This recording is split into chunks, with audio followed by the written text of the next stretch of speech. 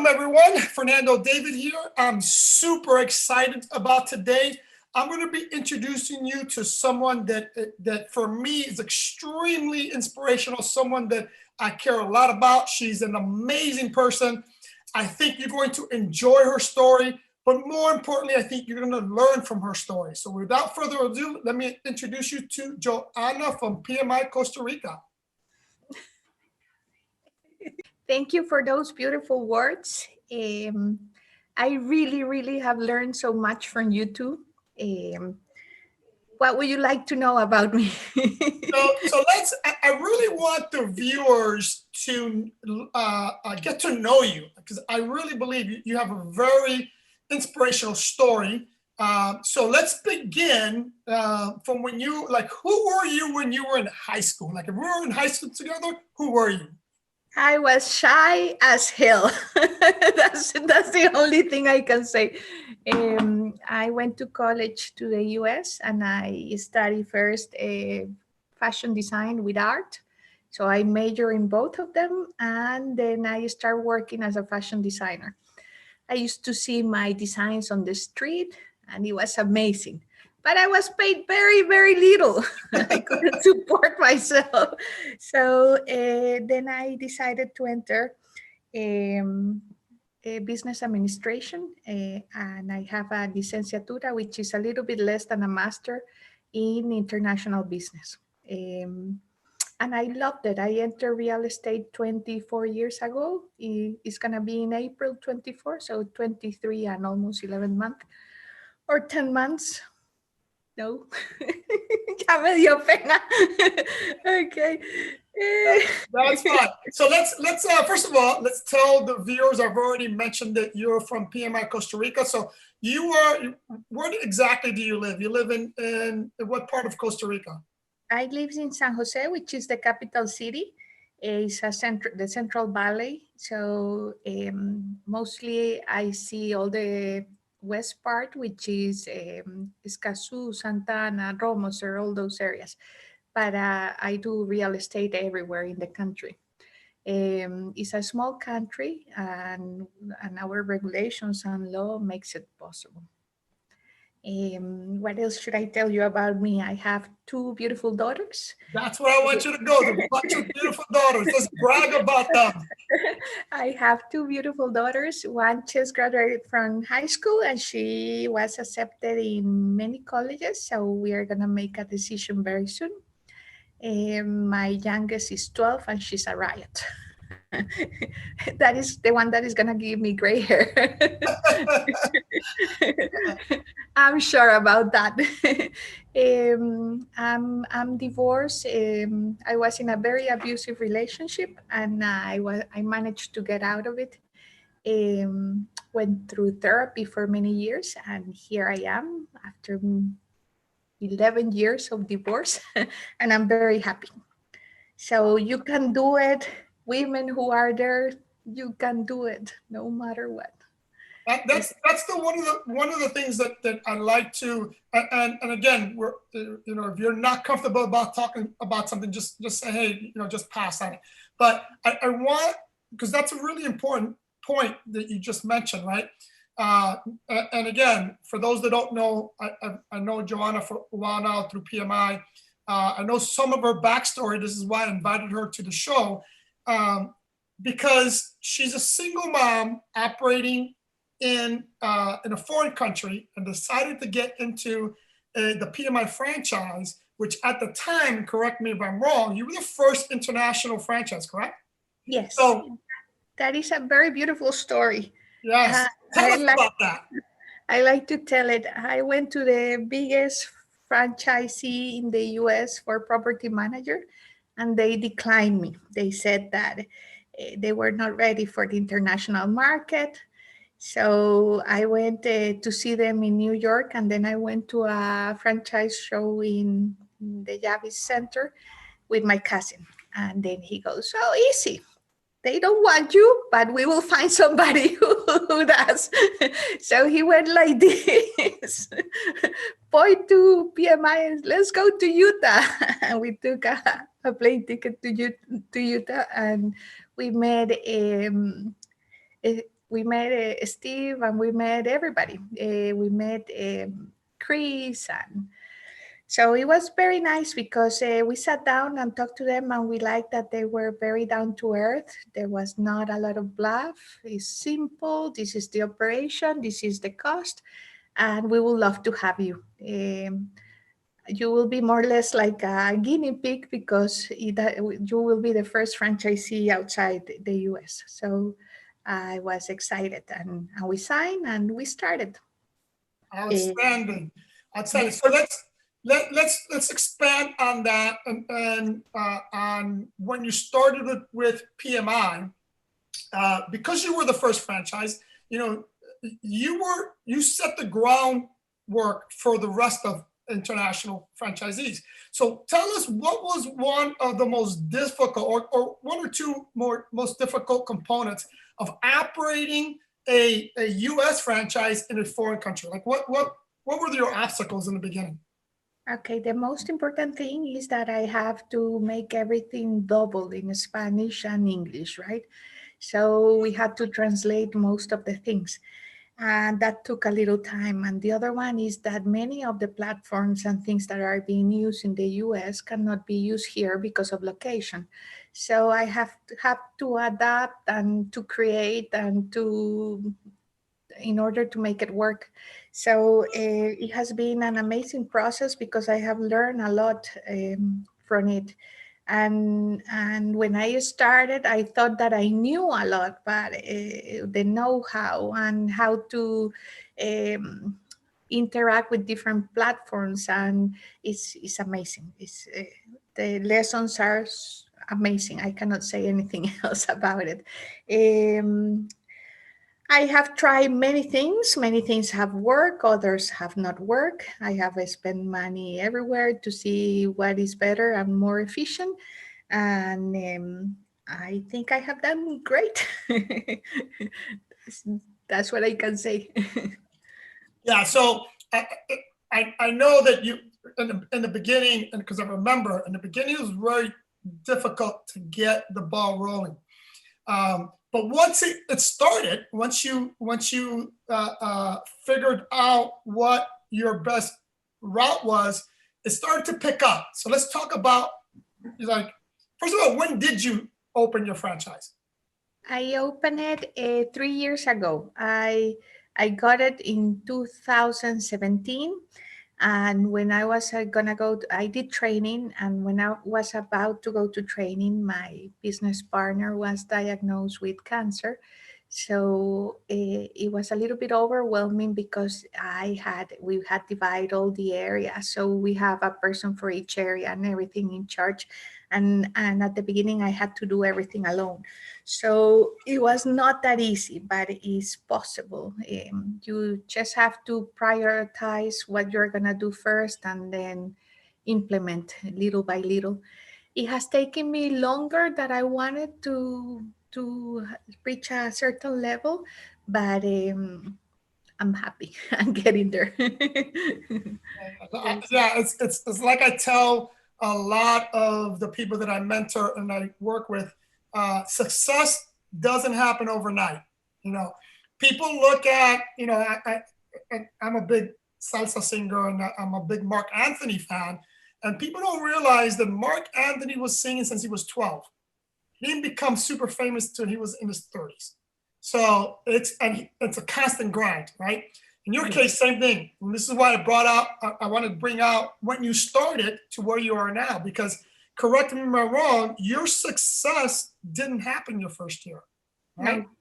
No, not the first year. The first year I set goals that were a little bit like this, not so strong. And it took me a lot because nobody knew PMI in Costa Rica. So I used to go and knock on everybody's door that I could find just to promote the services. The second year, I set some other goals that were more specific, and I was able to reach them, all of them. And the third year, I started doing all the alliances. I was starting to grow, and then the pandemic hit. So our forte for Costa Rica will be vacation rental and residential and small buildings. Those are the best ones for us. So let's backtrack, because you said some very vital and important things that the viewers need to understand and learn from, right? So the first thing was your first year. We know you were learning. It's a learning process. You were grinding, but you did not set specific goals that year. So Yeah.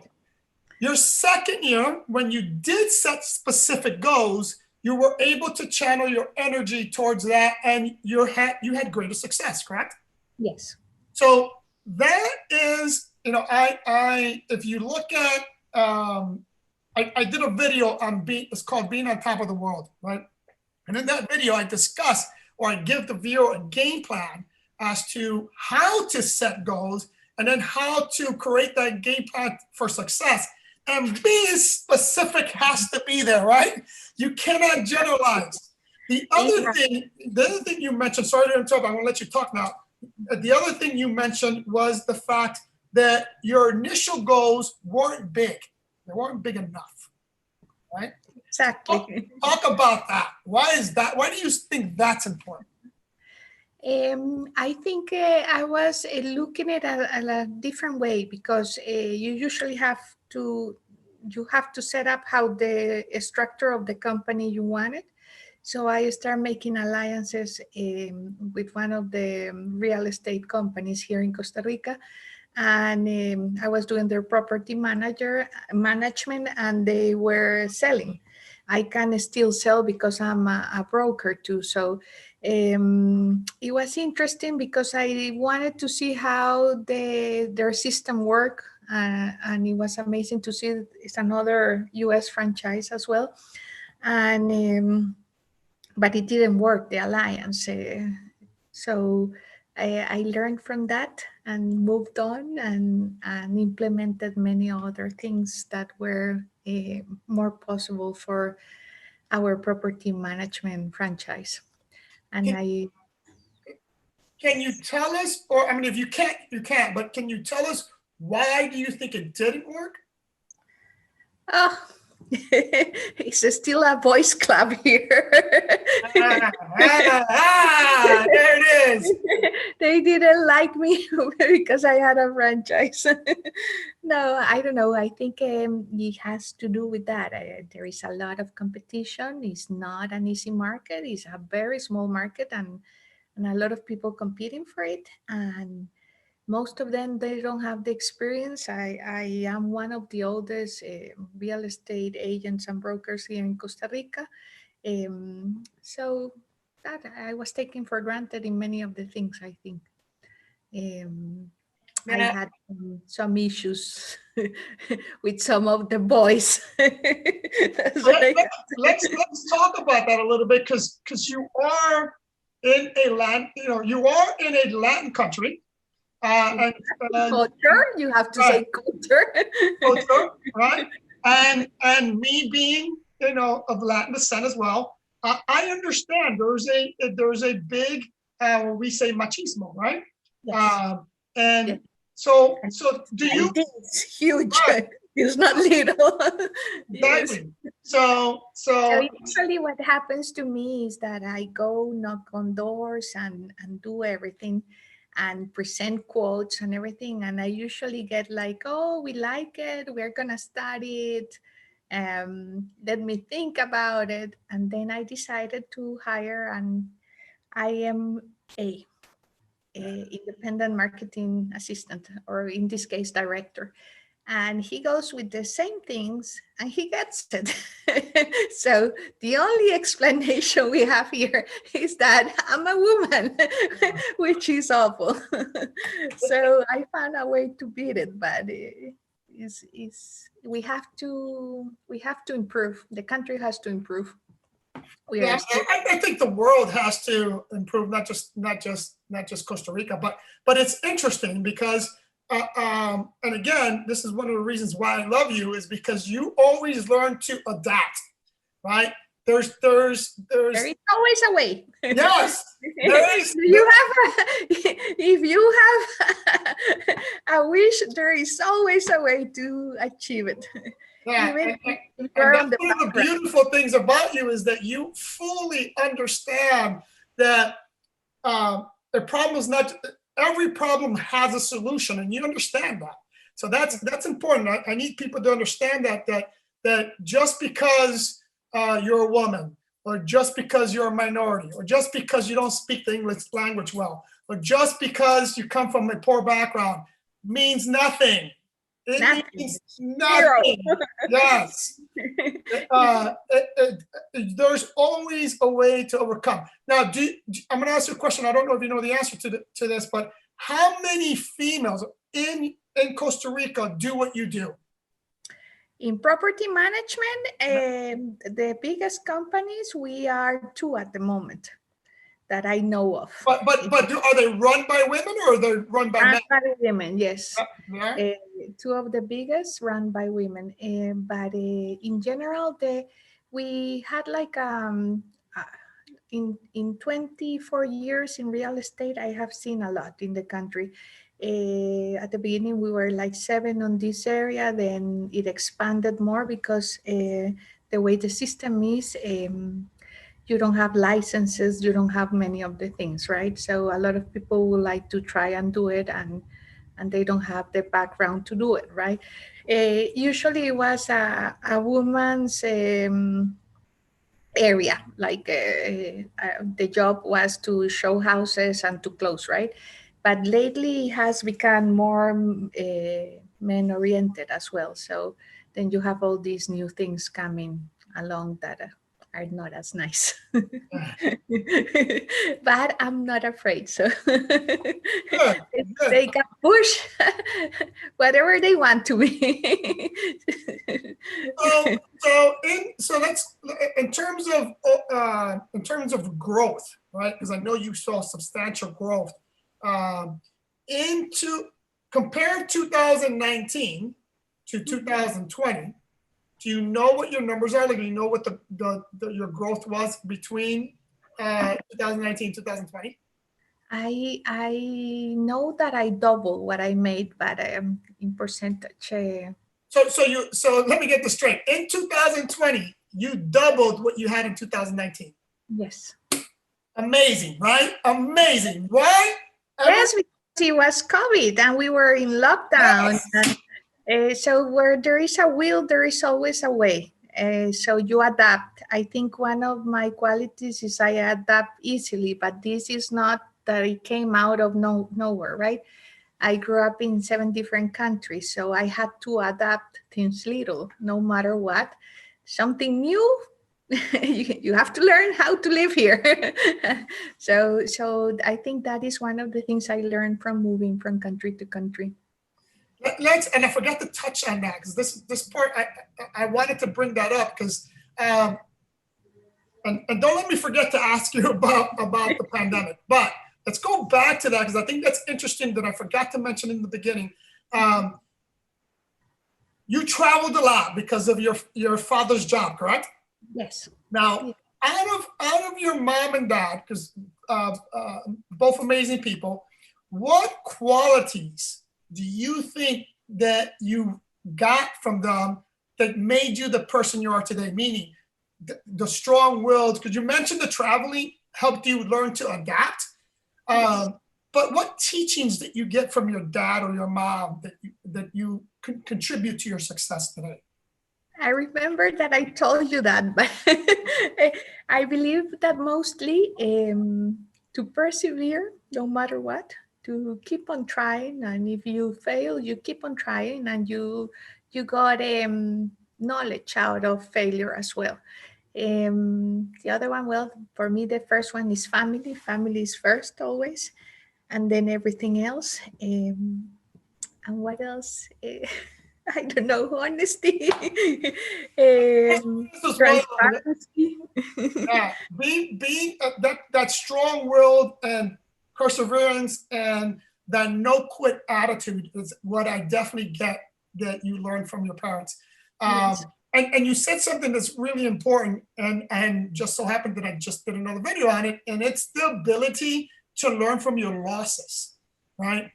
Many people are afraid to fail. right. They're afraid to leave their comfort zone because they don't want to fail, right? That fear stops them from exceeding their highest potential.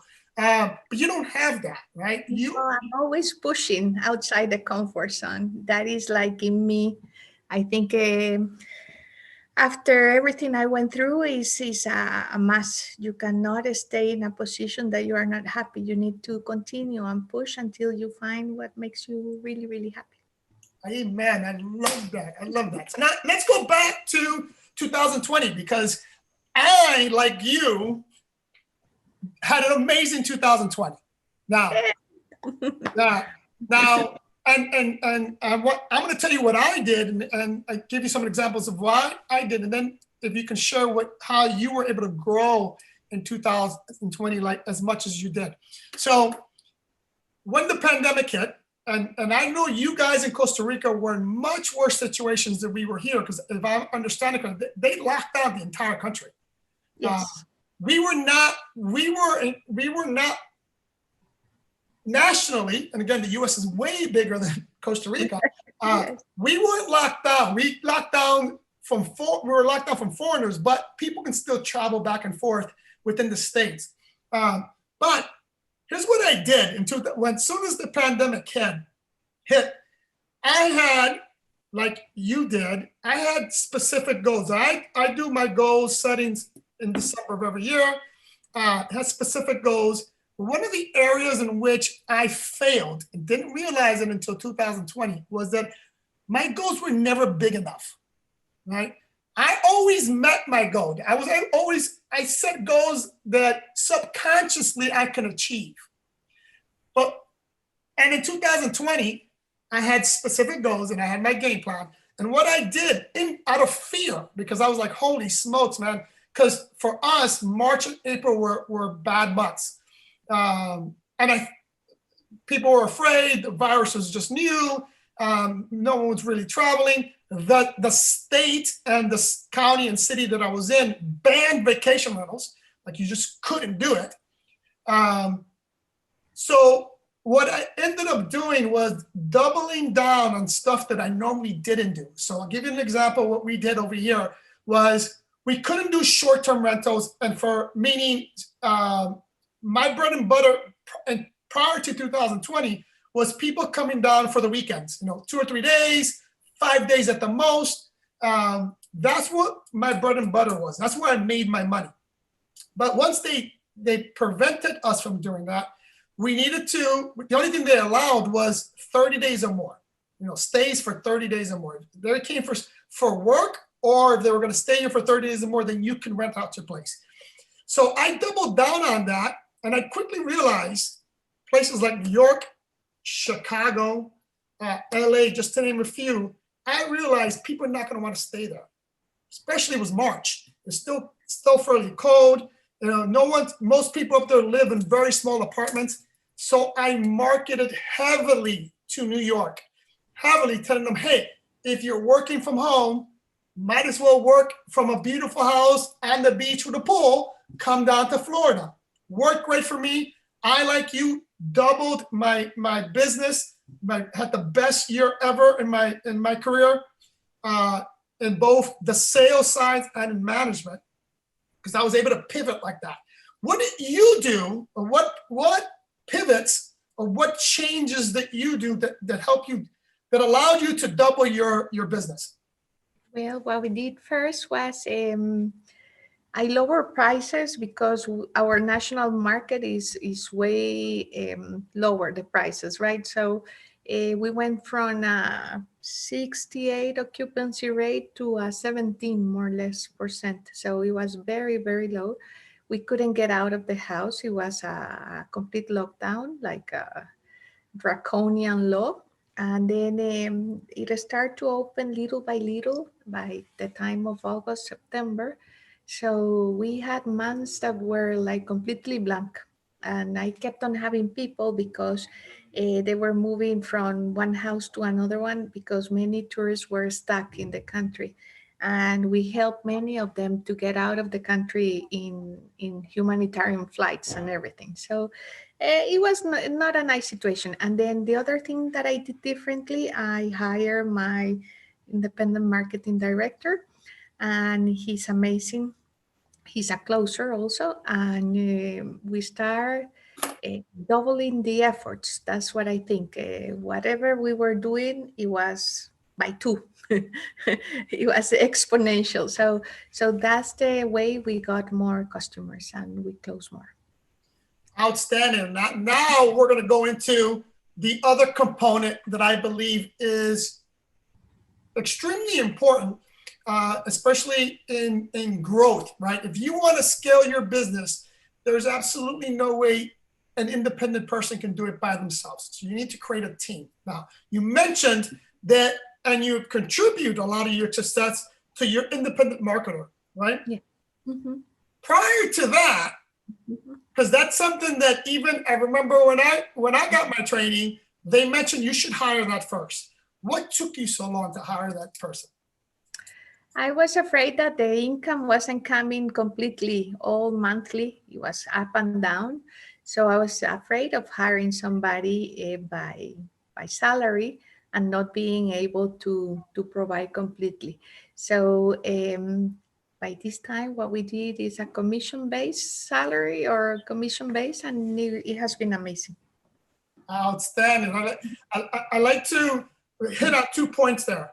Number one, most of us are, and again, I go back to that fear component.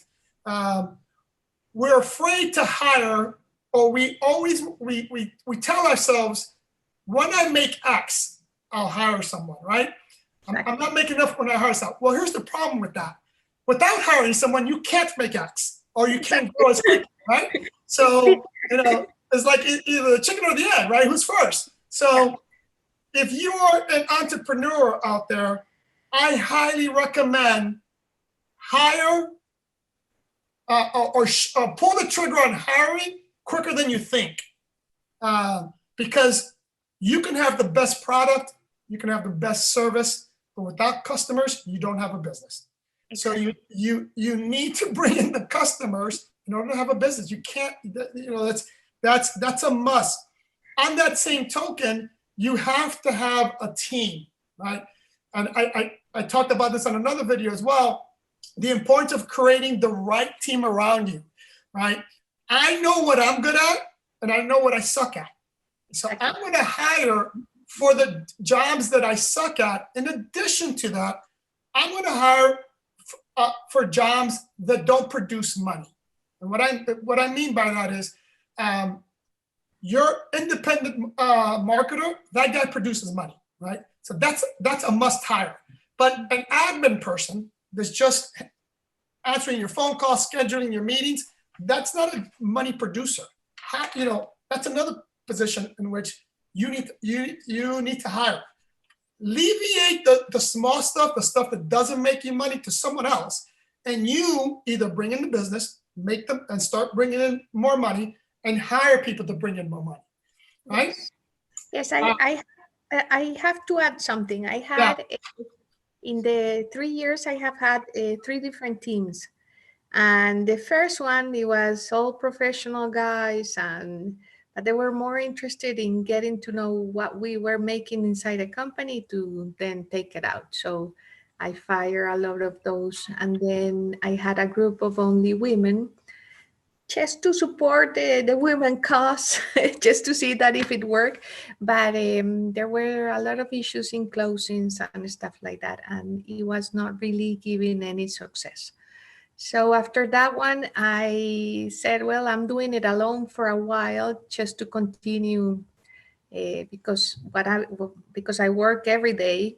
I don't have hours. I take small breaks between here and there, but I work Saturdays, Sundays, 8 o'clock, 5, 3, 2. That's the life of a business owner, right? If you wanted to succeed. And then this last hire that I found, you need to search for the following: that you can work with them. That is the most important thing.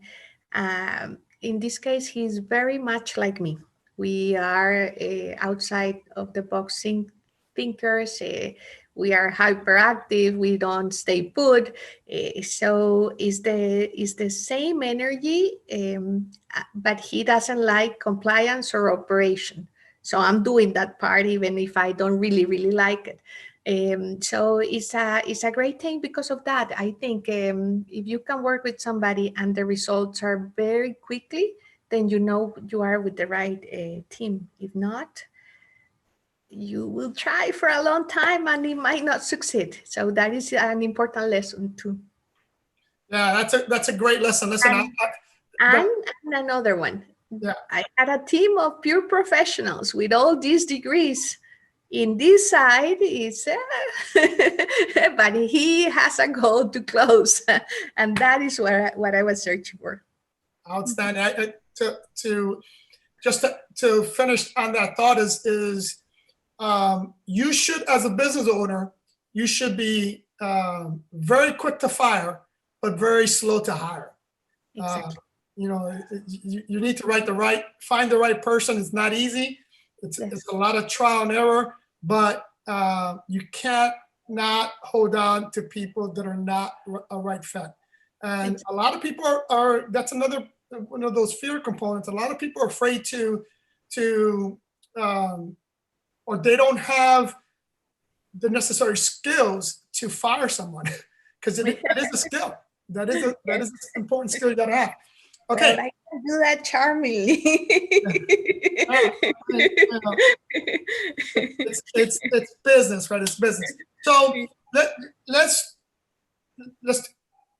just touch on a couple of more things. Number one is in Costa Rica, what do you think? Where do you think the market is headed to? In what sense? We have the pandemic still, and we started with new lockdowns. So I don't think we are gonna recover in the next year. But since I grew, and I believe that when you have a market that is contracted and you succeed, whatever you are implementing to make it succeed in a contracted market, then when it's not contracted, it's gonna be exponential. So I think this year will be more or less the same. We have almost 1/3 or a little bit than 1/3 of the population without jobs. So the working force for Costa Rica is around 1,800,000 more or less, and at this moment, like almost 600,000 people without work. So it's gonna continue. Everything is downsizing. We still have lockdowns, and now this one began the 1st of January, and it's gonna last until the 31st of January. Let's see how it goes. We have to be inside at 7 o'clock. In the weekends or the holidays, it was at 5 o'clock. So it's changing. Okay. And then so for the rest of 2021, you think it's pretty much going to be the same, and then you're hoping that things gets better in 2020. Now, yes. Let me ask. But I don't go for all those numbers and statistics. I am always outside of that. I don't really care how much everybody else is doing. I'm following everybody and all the index and everything. I am always concentrating in delivering, setting a goal and delivering. So I know that my goal this year it will be to reach at least 50 vacation rentals. We are at 39 now. Hopefully I can get more than 50. Outstanding. I'm going to bet on you. I'm going to put money that you get there. Come and invest. Invest with us. So, and that's a thought. I've been telling you, I've been dying. I haven't visited Costa Rica in a long time. I used to go there a lot. It's been a while since I've been there. But soon, I promise you, in 2020, you will see me in Costa Rica. I will get there. 21, not 20. 2021, I'm sorry. 2021. That is fun. Thank you. I will welcome you here very happily. Yes, I will definitely be there. So let's close with the following. Give the viewers 3 keys to success. What do you think are the 3 most important things that a business owner needs in order to succeed? Perseverance, that's the first one. You got to see an obstacle and remove it, and another one and remove it. If you don't have that persistence, then you are not going to succeed, because it's not that easy, right? Many people enter a franchise thinking that the know-how is everything is set up and it's going to be very easy, but then it depends on the market as well, and the competition and the demand and the offer. So it's not that easy. The second one, I will say, when you have determination and you have perseverance and you have discipline. Discipline is so important. You have to pick like a way you want to set up things and stick to it. And the other one will be to set goals. And you have the realistic goals and the extra goals that I call it, the unachievables, that is making you push to that goal, to that type of goal. Higher limits, right? It's like Greg Cardone says, 10x, 10, whatever you think you can do, you 10x that, because you'll be able to do that 10x thing. Yes. All right. I don't have anything else. I just want to close by saying the following. Oh, before I close, because I want to hit some highlights that we didn't hit, and I want the viewers to understand, is, again, main reason why I wanted this beautiful young lady on this show is because of her persistence, right? Her will to fight and never quit. As she stated, she's was in an abusive relationship. She works in a male-dominated environment in Costa Rica. Single mom to 2 beautiful teenage daughters, which isn't easy to do, right? Right. doubled her business during a pandemic where a lot of people just gave up. And during, one of the sad things that I see often is people they see an obstacle or something like the pandemic happens, and they not only quit, but then they feel like they should depend on others, specifically the government. And I was about to curse, and I don't want to curse, because I promised myself that I would try not to curse during my shows. But dude, don't depend on the government for anything. You got to depend on yourself, right? You have to learn to survive on your own. And that's one of the things that I love about you, that you are an example of that, right? You've been able to do it all on your own, and was smart enough to realize that I need to, because again, we can't do it all by ourselves, but I'm going to surround myself with the right people. And because I surrounded myself around the right people, you were able to do a bunch of things that a lot of people could only dream of. So congratulations on that. Do you have any closing thoughts for my viewers? Yes, that everything is not going to be perfect. And if you're waiting for the perfect moment, it's not going to happen. So just push and keep on trying and trying. You are allowed to have some days that are not as great, and then other ones that you're going to succeed. So it's important to set realistic goals. And I usually say, the base case scenario, the worst case scenario, and the best case scenario, and then achieve it from there. Because if you set them realistically, you are not be failing, and you will be learning a lot from yourself and from the market and the environment that you are in. So I would recommend to do all those things always. If you feel like you are failing and not succeeding, keep on pushing. It will change sooner or later. Amen. It will change you as well. The chip changes somehow. If someone wanted to get a hold of you, like if somebody wanted to go to Costa Rica, stay in one of your places, how do they find you? Well, if they search Costa Rica property management, they find me, but mostly I'm I have a Facebook page. I have a web. My number, I put it everywhere. And soon we will have a marketing strategy that is more expanded. So let's see. That's the way you find me. PMI Costa Rica, and then I'm there, right there. I'm the first one always. All right, I'm going to be putting her information in the description below. If you guys have any questions for her, for me, list them below. Do us a huge favor. Please don't forget to subscribe, like, share, and follow us on Instagram. Love you guys, and I'll see you in the next one. Ciao. Hold on. Pura vida. Let me